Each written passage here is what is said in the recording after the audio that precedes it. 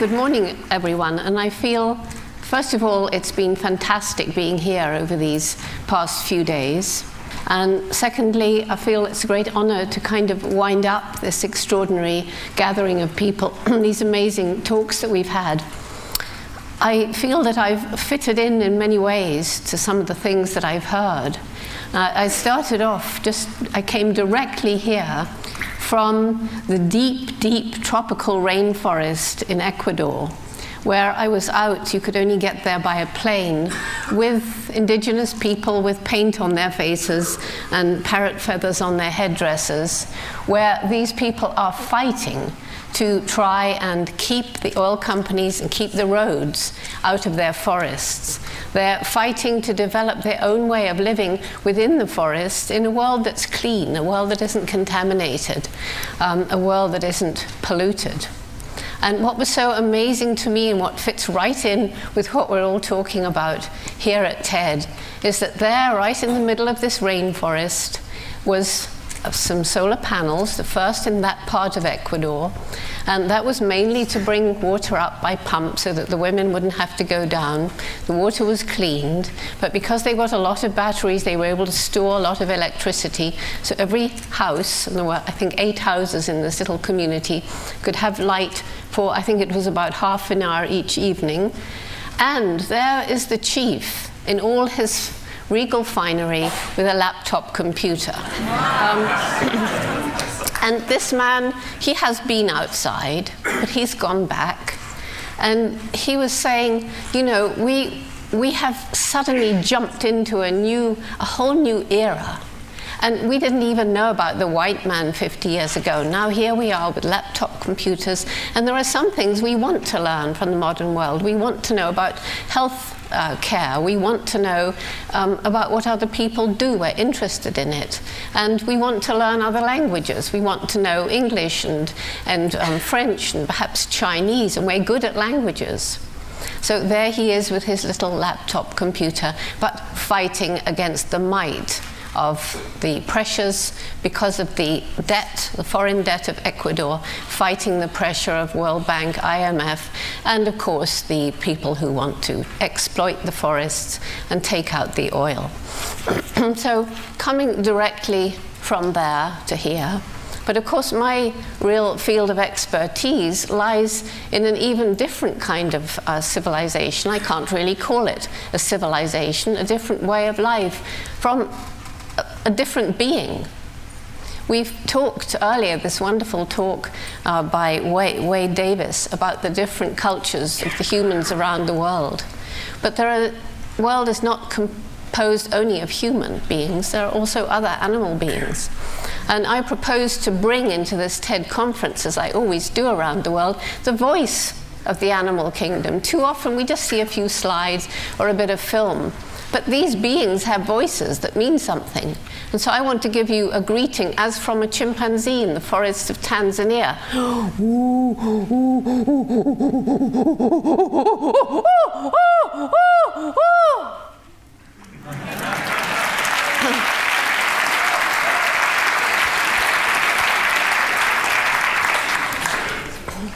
I've been studying chimpanzees in Tanzania since 1960. During that time, there have been modern technologies that have really transformed the way that field biologists do their work.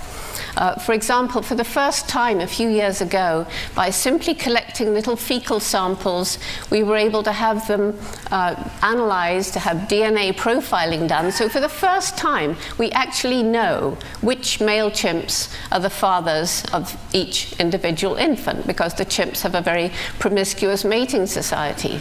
So this opens up a whole new avenue of research. And we use GSI, geographic whatever it is, GSI anyway, to determine the range of the chimps. And we're using, you can see that I'm not really into this kind of stuff, but we're using satellite imagery to look at the deforestation in the area. And of course, there's developments in infrared, so you can watch animals at night, and equipment for recording by video and tape recording is getting lighter and better. So in many, many ways, we can do things today that we couldn't do when I began in 1960. Especially when chimpanzees and other animals with large brains are studied in captivity, modern technology is helping us to search for the upper levels of cognition in some of these non-human animals, so that we know today they're capable of performances that would have been thought absolutely impossible by science when I began. I think the chimpanzee in captivity who is the most skilled in intellectual performance is one called Ai in Japan. Her name means love, and she has a wonderfully sensitive partner working with her. She loves her computer. She'll leave her big group and her running water and her trees and everything, and she'll come in to sit at this computer. It's like a video game for a kid. She's hooked. She's 28, by the way. And she does things with her computer screen with a touchpad that she can do faster than most humans. She does very complex tasks, and I haven't got time to go into them. But the amazing thing about this female is she doesn't like making mistakes. If she has a bad run and her score isn't good, she'll come and reach up and tap on the glass, because she can't see the experimenter, which is asking to have another go. And her concentration, she's already concentrated hard for 20 minutes or so, and now she wants to do it all over again, just for the satisfaction of having done it better. And the food is not important. She does get a tiny reward, like 1 raisin, for a correct response, but she will do it for nothing if you tell her beforehand. So, you know, so here we are, a chimpanzee using a computer. Chimpanzees, gorillas, orangutans also learn human sign language. But the point is that when I was first in Gombe in 1960, I remember so well, so vividly, as though it was yesterday, the first time when I was going through the vegetation. The chimpanzees were still running away from me for the most part, although some were a little bit acclimatized. And I saw this dark shape hunched over a termite mound. I peered with my binoculars.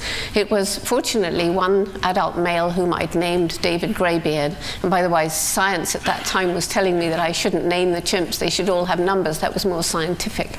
Anyway, David Greybeard. And I saw that he was picking little pieces of grass and using them to fish termites from their underground nest. And not only that, he would sometimes pick a leafy twig and strip the leaves, modifying an object to make it suitable for a specific purpose, the beginning of tool making. The reason this was so exciting and such a breakthrough is at that time, it was thought that humans and only humans used and made tools. When I was at school, we were defined as man, the tool maker. So that when Louis Leakey, my mentor, heard this news, he said, we must now redefine man, redefine tool, or accept chimpanzees as humans. We now know that at Gombe alone, there are 9 different ways in which chimpanzees use different objects for different purposes. Moreover, we know that in different parts of Africa, wherever chimps have been studied, there are completely different tool-using behaviors. And because it seems that these patterns are passed from one generation to the next through observation, imitation, and practice, that is a definition of human culture. What we find is that over these 40-odd years that I and others have been studying chimpanzees and the other great apes, and as I say, other mammals with complex brains and social systems, we have found that after all, there isn't a sharp line dividing humans from the rest of the animal kingdom. It's a very wuzzy line. It's getting wuzzier all the time as we find animals doing things that we, in our arrogance, used to think was just human. The chimps, there's no time to discuss their fascinating lives, but they have this long childhood, 5 years of suckling and sleeping with the mother, and then another 3, 4, or 5 years of emotional dependence on her even when the next child is born. The importance of learning in that time when behavior is flexible, and there's an awful lot to learn in chimpanzee society.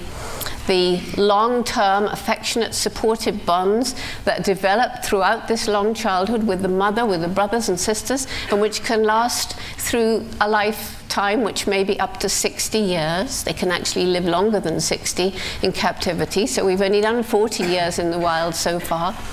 And we find chimps are capable of true compassion and altruism. We find in their non-verbal communication, this is very rich. They have a lot of sounds which they use in different circumstances, but they also use touch, posture, gesture. And what do? They kiss, they embrace, they hold hands, they pat one another on the back, they swagger, they shake their fist. The kind of things that we do, and they do them in the same kind of context. They have very sophisticated cooperation. Sometimes they hunt, not that often, but when they hunt, they show sophisticated cooperation, and they share the prey. We find that they show emotions similar to, maybe sometimes the same, as those that we describe in ourselves as happiness, sadness, fear, despair. They know mental as well as physical suffering, and I don't have time to go into the information that would prove some of these things to you, save to say that there are very bright students in the best universities studying emotions in animals, studying personalities in animals. We know that chimpanzees and some other creatures can recognize themselves in mirrors, self as opposed to other. They have a sense of humor. And these are the kind of things which traditionally have been thought of as human prerogatives. But this teaches us a new respect, and it's a new respect not only for the chimpanzees, I suggest, but some of the other amazing animals with whom we share this planet. Once we're prepared to admit that after all, we're not the only beings with personalities, minds, and above all, feelings, and then we start to think about ways we use and abuse so many other sentient, sapient creatures on this planet, it really gives cause for deep shame, at least for me. So the sad thing is that these chimpanzees, who've perhaps taught us more than any other creature a little humility, are in the wild disappearing very fast. They're disappearing for the reasons that all of you in this room know only too well: the deforestation, the growth of human populations needing more land. They're disappearing because some timber companies go in with clear cutting. They're disappearing in the heart of their range in Africa because the big multinational logging companies have come in and made roads, as they want to do in Ecuador and other parts where the forests remain untouched, to take out oil or timber. And this has led in Congo Basin and other parts of the world to what's known as the bushmeat trade. This means that although for hundreds, perhaps thousands of years, people have lived in those forests or whatever habitat it is in harmony with their world, just killing the animals they need for themselves and their families, now suddenly, because of the roads, the hunters can go in from the towns. They shoot everything, every single thing that moves that's bigger than a small rat. They sun-dry it or smoke it. Now they've got transport. They take it on the logging trucks or the mining trucks into the towns where they sell it. And people will pay more for bushmeat, as it's called, than for domestic meat. It's culturally preferred, and it's not sustainable. And the huge logging camps in the forest are now demanding meat, so the pygmy hunters in the Congo Basin who've lived there with their wonderful way of living for so many hundreds of years are now corrupted. They're given weapons, they shoot for the logging camps, they get money, their culture is being destroyed along with the animals upon whom they depend. So when the logging camp moves, there's nothing left. We talked already about the loss of human cultural diversity, and I've seen it happening with my own eyes. And the grim picture in Africa, I love Africa. And what do we see in Africa? We see deforestation. We see the desert spreading. We see massive hunger. We see disease. We see population growth in areas where there are more people living on a certain piece of land than the land can possibly support, and they're too poor to buy food from elsewhere. Were the people that we heard about yesterday on the Easter Island who cut down their last tree, were they stupid? Didn't they know what was happening? Of course, but if you've seen the crippling poverty in some of these parts of the world, it isn't a question of let's leave the tree for tomorrow. How am I going to feed my family today? Maybe I can get just a few dollars from this last tree, which will keep us going a little bit longer, and then we'll pray that something will happen to save us from the inevitable end. So this is a pretty grim picture. The one thing we have which makes us so different from chimpanzees or other living creatures is this sophisticated spoken language, a language with which we can tell children about things that aren't here. We can talk about the distant past, plan for the distant future, discuss ideas with each other so that the ideas can grow from the accumulated wisdom of a group. We can do it by talking to each other, we can do it through video, we can do it through the written word. And we are abusing this great power we have to be wise stewards, and we're destroying the world.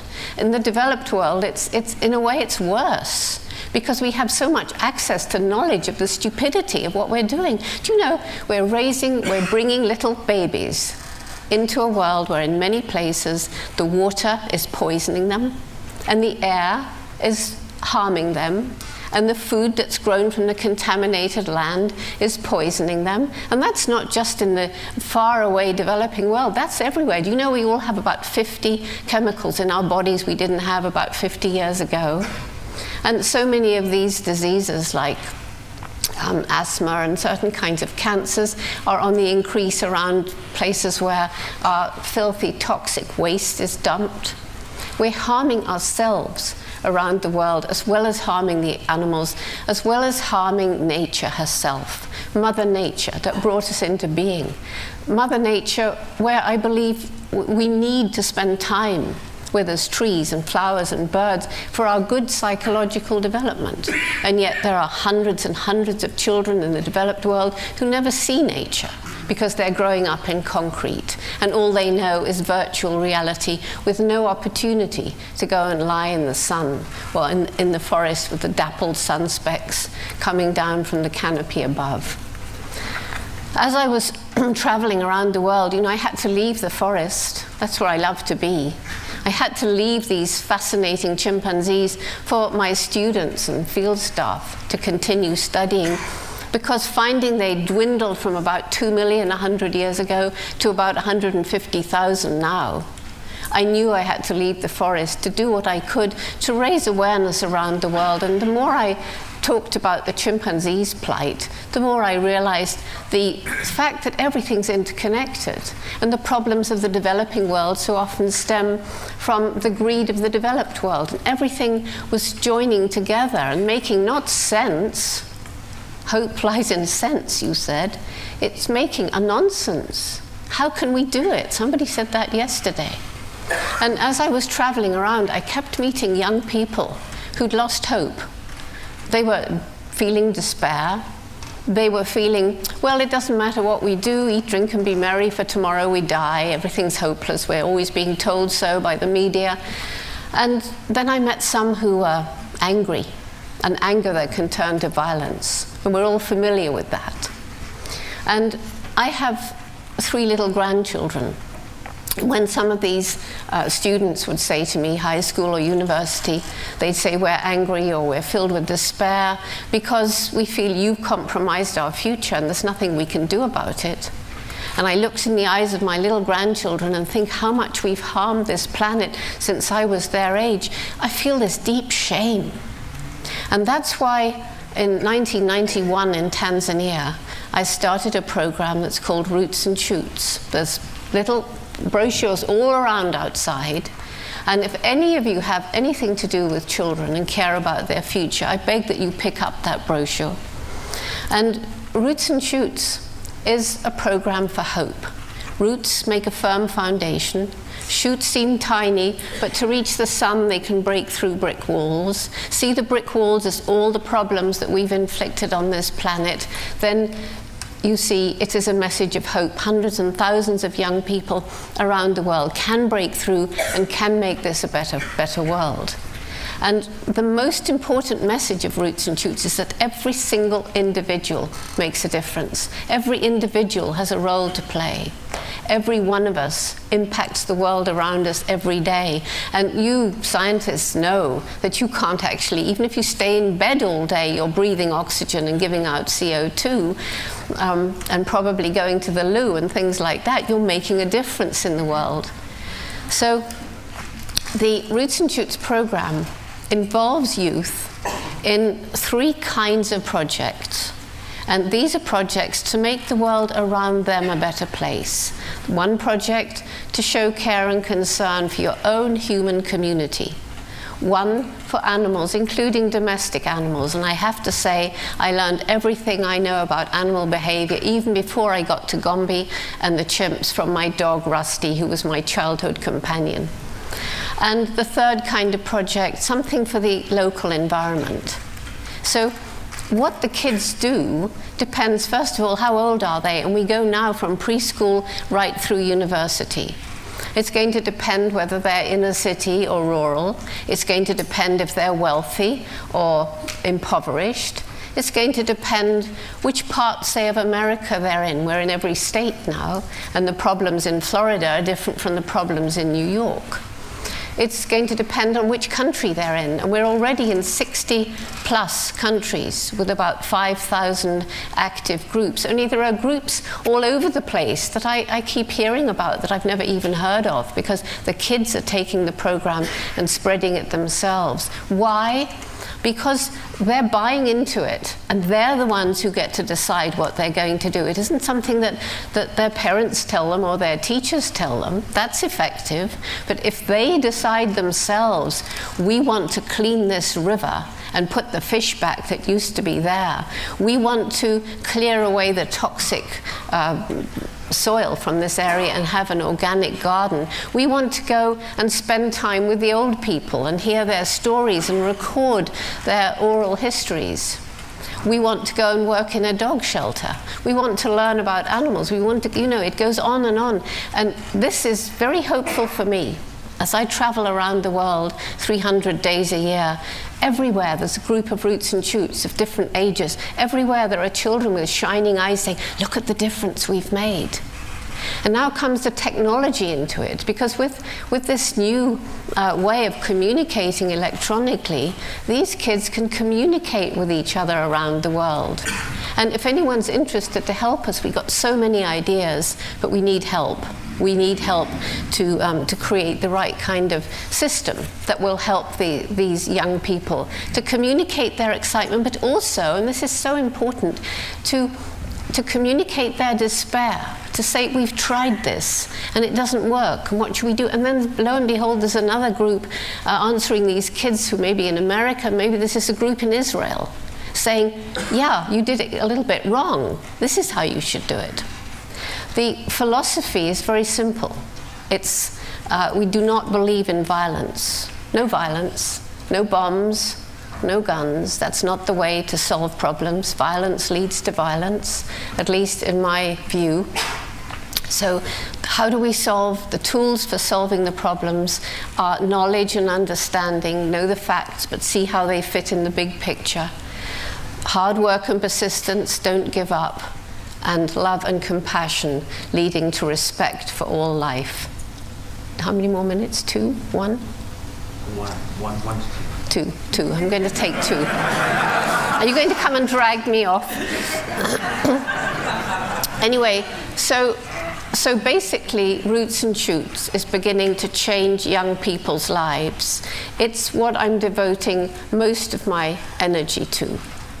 And I believe that a group like this can have a very major impact, not just because you can share technology with us, but because so many of you have children. And if you take this program out and give it to your children, they have such a good opportunity to go out and do good because they've got parents like you. And it's been so clear how much you all care about trying to make this world a better place. It's very encouraging. But the kids do ask me, and this it won't take more than 2 minutes, I promise. The kids say, Dr. Jane, do you really have hope for the future? You travel, you see all these horrible things happening. Firstly, the human brain. I don't need to say anything about that. Now that we know what the problems are around the world, human brains like yours are rising to solve those problems, and we've talked a lot about that. Secondly, the resilience of nature. We can destroy a river and we can bring it back to life. We can see a whole area desolated and it can be brought back to bloom again with time or a little help. And thirdly, the last speaker talked about the indomitable humans, or the speaker before last talked about the indomitable human spirit. We are surrounded by the most amazing people who do things that seem to be absolutely impossible. Nelson Mandela. I take a little piece of limestone from Robben Island prison where he labored for 27 years and came out with so little bitterness. He could lead his people from the horror of apartheid without a bloodbath. Even after the 11th of September, and I was in New York, and I felt the fear. Nevertheless, there was so much human courage, so much love, and so much compassion. And then as I went around the country after that and felt the fear that was leading to people feeling they couldn't worry about the environment anymore in case they seemed not to be patriotic, and I was trying to encourage them, somebody came up with a little quotation from Mahatma Gandhi. If you look back through human history, you see that every evil regime has been overcome by good. And just after that, a woman brought me this little bell, and I want to end on this note. She said, if you're talking about hope and peace, ring this. This bell is made from metal from a diffused landmine from the killing fields of Pol Pot, one of the most evil regimes in human history, where people are now beginning to put their lives back together after the regime has crumbled. So, yes, there is hope. And where is the hope? Is it out there with the politicians? It's in our hands. It's in your hands and my hands and those of our children. It's really up to us. We're the ones who can make a difference. If we lead lives where we consciously leave the lightest possible ecological footprints, if we buy the things that are ethical for us to buy and don't buy the things that are not, we can change the world overnight. Thank you.